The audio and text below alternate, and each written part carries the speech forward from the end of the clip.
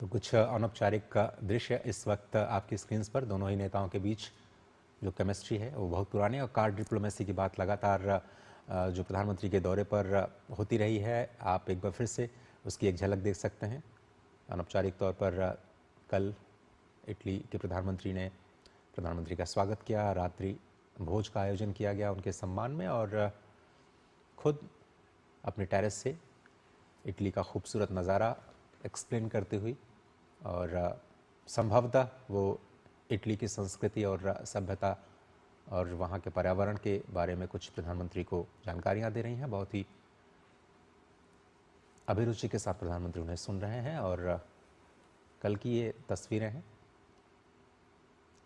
हर यात्रा का एक औपचारिक पहलू और अनौपचारिक पहलू, और आप देखें कितनी सहजता के साथ दोनों ही वैश्विक नेता इस वक्त तस्वीरों में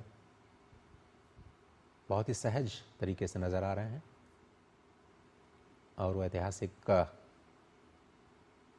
इमारत भी इस वक्त दिखाई दे रही है जहां पर प्रधानमंत्री नरेंद्र मोदी और इटली के प्रधानमंत्री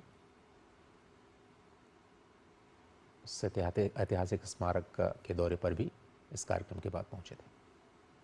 तो प्रधानमंत्री नरेंद्र मोदी की इटली यात्रा का ये आज दूसरा दिन है। आज द्विपक्षीय बैठकें होनी है, वार्ता होनी है और उससे पहले प्रधानमंत्री नरेंद्र मोदी का भव्य स्वागत इटली में किया गया और उसके बाद ये दृश्य आपको दिखा रहे हैं जहां इटली की प्रधानमंत्री ने प्रधानमंत्री नरेंद्र मोदी से ये जो मुलाकात की है, ये अनौपचारिक जो तस्वीरें निकल करके सामने आई है, भारत और इटली के गर्मजोशी के साथ बढ़ते संबंधों को साफ तौर पर ये तस्वीरें दर्शा रही है।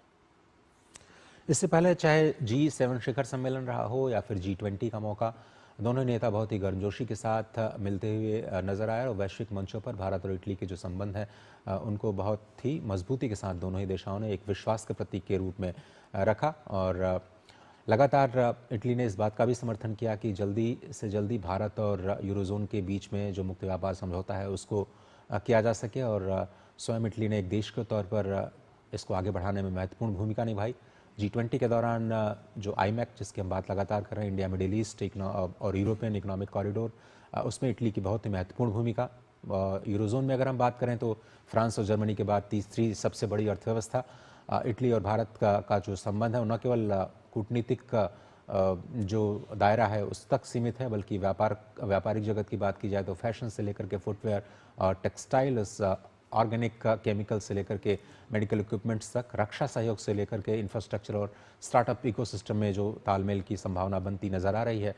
दोनों ही देश चाहते हैं कि वो द्विपक्षीय संबंधों को और मजबूत बनाए और जो बहुपक्षीय मुद्दे हैं उन पर भारत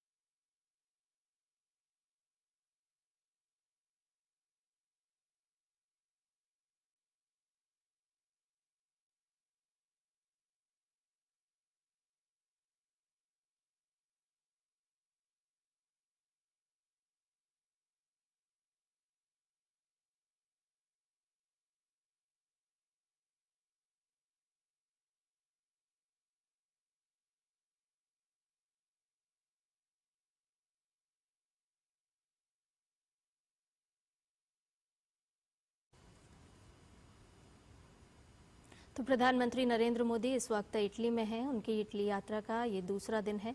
आपको बता दें कि प्रधानमंत्री नरेंद्र मोदी ने रोम में कोलोसियम का दौरा किया है और आपको बताएं कि इटली के रोम शहर में ये एक विशाल अंडाकार एम्फी थिएटर है जिसे रंगमंच भी कहा जाता है।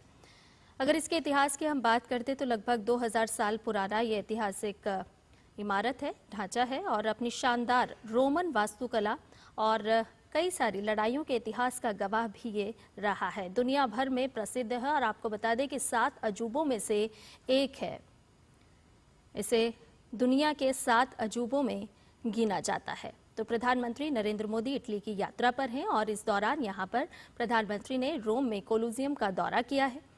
इसके निर्माण के इतिहास पर अगर हम नजर डालते हैं तो आपको बताएं कि इस कोलोसियम का निर्माण फ्लेवियन राजवंश के सम्राट वेस्पाशियन ने लगभग 70-72 ईसा में किया था।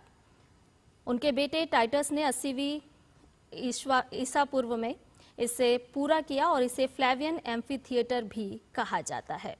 अपनी शानदार वास्तुकला और तकनीक से सुसज्जित है ये एम्फी थिएटर।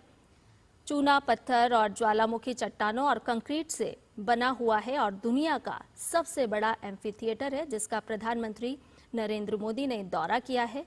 अवलोकन करते हुए नजर आ रहे हैं प्रधानमंत्री और साथ में इटली की प्रधानमंत्री मेलोनी भी हैं। आपको बताएं कि इसमें 80 से ज्यादा प्रवेश द्वार हैं जो अपने आप में अपनी वास्तुकला को प्रदर्शित करता है और कितने वृहद आकार का है वो बताता है। पर्यटन की दृष्टि से अगर हम देखें तो ऐतिहासिक महत्व भी रखता है। तो इटली की यात्रा पर हैं प्रधानमंत्री नरेंद्र मोदी और इस दौरान उन्होंने रोम में स्थित कोलोसियम का दौरा किया है।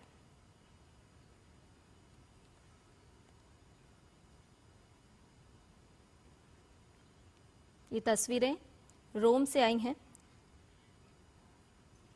7 अजूबों में से एक है ये रोम स्थित कोलोसियम।